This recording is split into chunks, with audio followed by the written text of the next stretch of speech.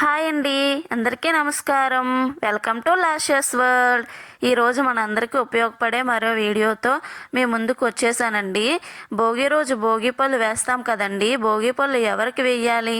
మగపిల్లలకి వెయ్యాలా, ఆడపిల్లకి వెయ్యాలా, ఏ ఏజ్ వాళ్ళకి వెయ్యాలి, నెలల పిల్లలకి వెయ్యవచ్చా? భోగి పళ్ళు వేయడానికి ఏదైనా ఆనవాయితీ ఆచారం ఉందా, లేదంటే ఎవరైనా స్టార్ట్ చేయవచ్చా? ముందుగా స్టార్ట్ చేసినప్పుడు ఏదైనా నియమం పాటించాలా? ముందుగా పిల్లలకి భోగి పళ్ళు ఎవరు పొయ్యాలి, ఏ టైంలో వెయ్యాలి?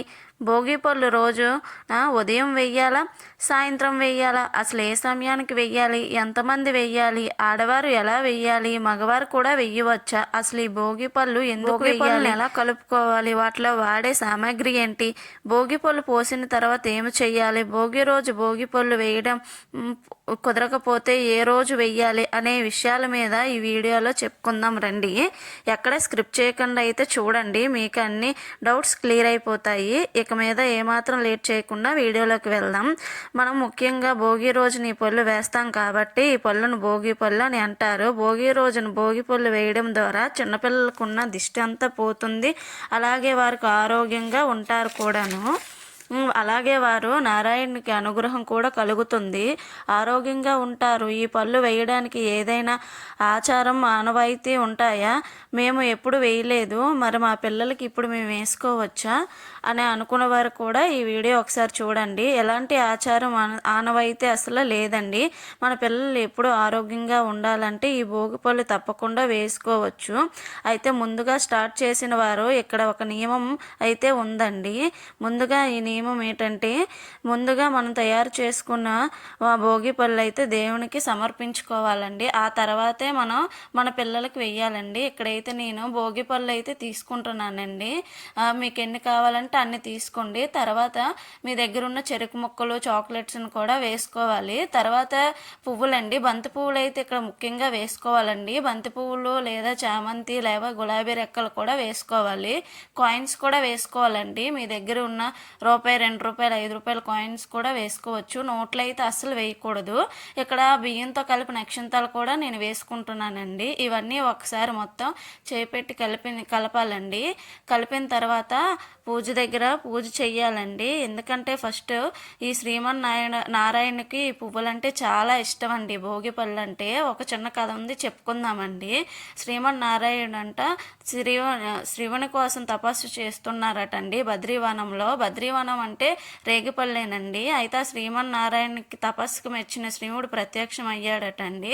అలా ప్రత్యక్షం అయిన తర్వాత ముక్కోటి దేవతలు ఆ పళ్ళతోని ఆ శ్రీమన్నారాయణని పూజించారటండి. అప్పుడు అలా పూజించడం ద్వారా ఆ శ్రీమన్నారాయణుడు ఒక్క చిన్నపిల్లగా మారిపోయాడటండి. అందుకే ఈ భోగి పళ్ళు భోగి రోజున ఇదంతా జరిగింది కాబట్టి భోగి పళ్ళు భోగి రోజున వేసుకోవాలండి. అయితే ముందుగా ఆ దేవుడు శ్రీమన్నారాయణకి పూజించాలండి. మీ దగ్గర శ్రీమన్నారాయణ విగ్రహం ఉంటే పర్వాలేదు, లేదంటే సాక్షాత్తు కృష్ణ భగవానుడే కదండి శ్రీమన్నారాయణుడు, ఆ విగ్రహానికైనా పూజ చేసుకోవచ్చు. అది లేకపోతే అందరి ఇంట్లో వెంకటేశ్వర స్వామి పటం అయితే ఉంటుంది కదండి, ఆ వెంకటేశ్వర స్వామి పటానికైనా ఇలా చేసుకోవచ్చు. ముందుగా స్వామి వారికి అయితే భోగిపళ్ళు సమర్పించుకోవాలండి.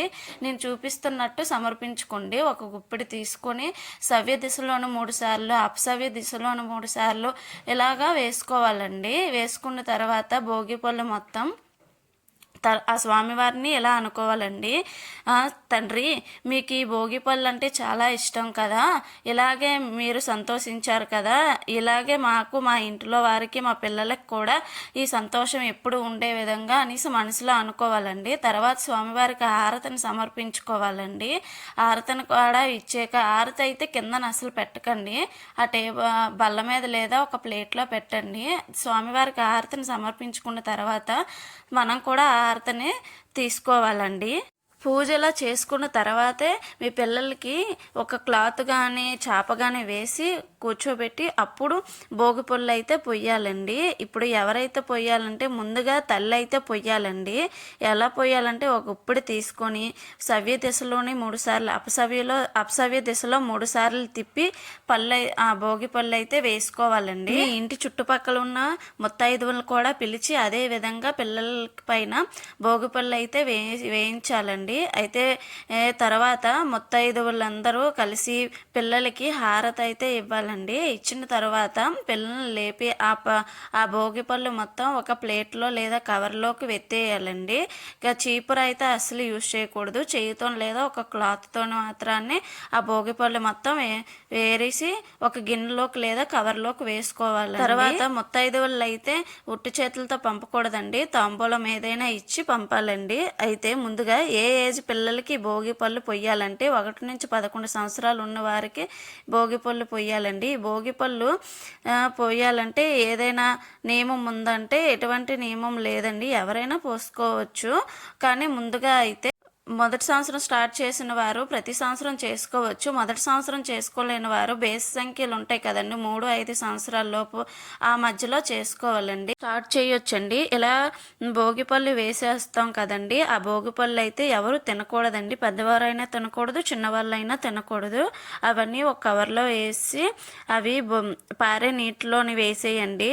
పారే నీరు అవైలబుల్గా లేదంటే ఒక చెట్టు మొదట్లో కూడా వేసేయండి. దీంట్లో వేసిన కాయిన్స్ అయితే ఎవరికైనా పేదవారికి దానం చేసేయండి. భోగి రోజున భోగిపల్లి వేయటం కుదరకపోతే నెక్స్ట్ డే ఆ సంక్రాంతి రోజు అయితే సాయంత్రం వేయాలండి. సాయంత్రం మాత్రమే వేయాలి. మీ పిల్లలకి వేసిన భోగిపల్లి కార్యక్రమం పూర్తయిన తర్వాత మాత్రమే లేదా రేగిపళ్ళను తినిపించాలండి. వీడియో కానీ మీకు నచ్చినట్టయితే ప్లీజ్ సబ్స్క్రైబ్ చేసుకోరు.